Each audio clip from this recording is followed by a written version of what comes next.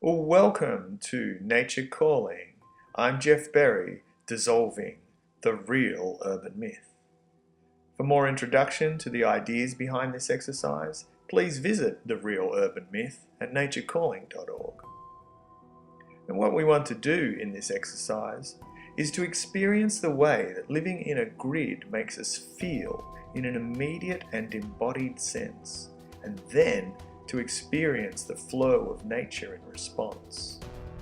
What you're seeing here is the same patch of ground where I've marked out a grid and how it looks at the end of this exercise. First, we need to mark out our grid. You could do this anywhere, even indoors or on concrete with chalk. The important thing is not necessarily to be out in the open, although I always find that beneficial, but to really allow yourself to feel how your body, mind, heart and soul respond to being locked into straight lines and then released from this cage of our own making. So once you've created your grid, begin walking along the straight lines, keeping to them as if this were the only way your body was allowed to move.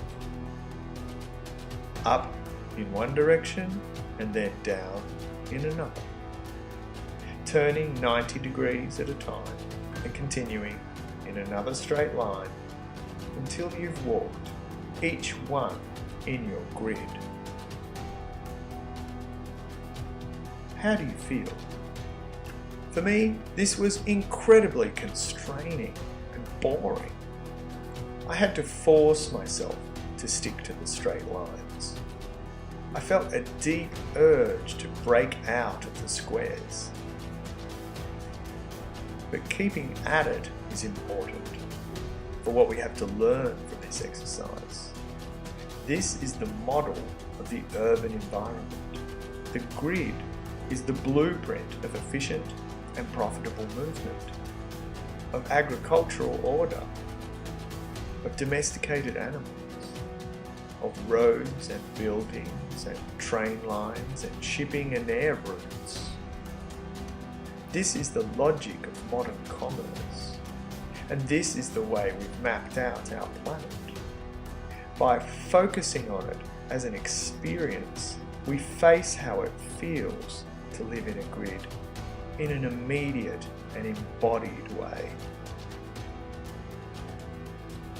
It's like a magnified experience of everyday life in an urban environment.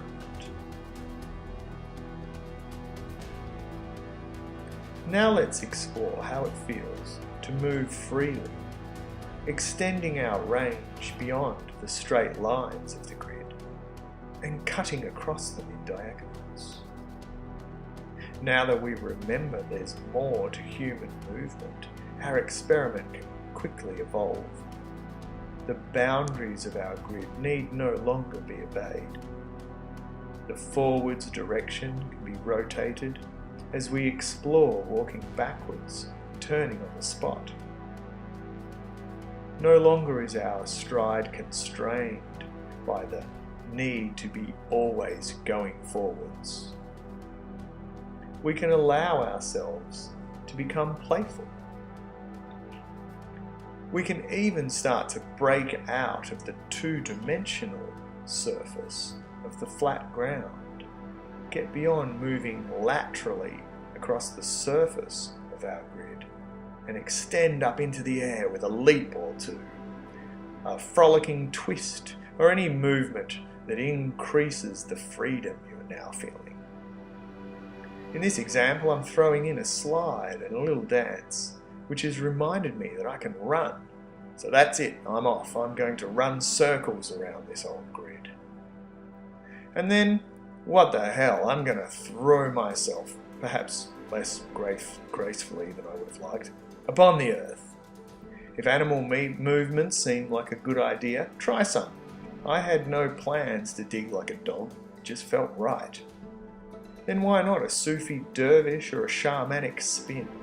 Who knows what creative states of mind can appear when we let go of the rigidity of modern life. now I've seen my stick, the one I scratched out my grid with, and I've decided it's time for a new pattern. Flowing waves, circles and spirals, any natural curve reminds us of where we come from, of our true home in nature. Many martial art movements come from this same fascination with animal bodies and the way they move in the flow of nature.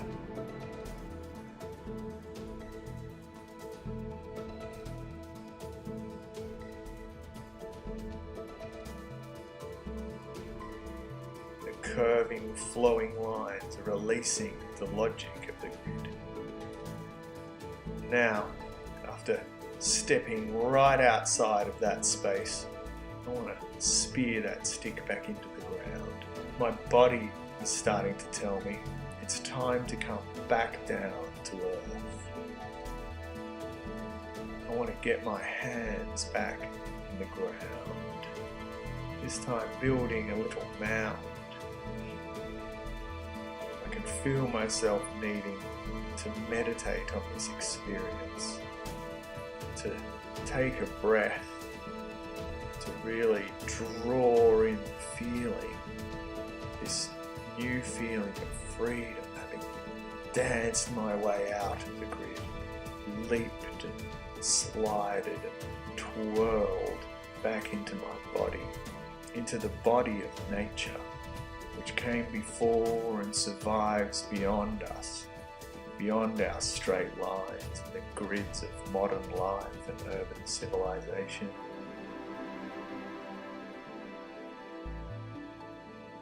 But of course, you move in whatever way makes you feel free. Finish off this exercise in whatever way feels natural to you.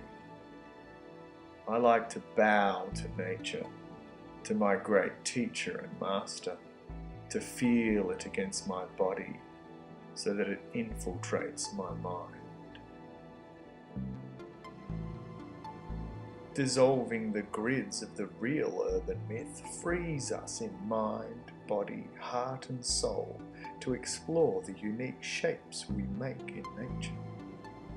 To have your shape read and to enjoy other exercises designed to reconnect you to the transformative powers of nature, visit Geoff Berry at naturecalling.org.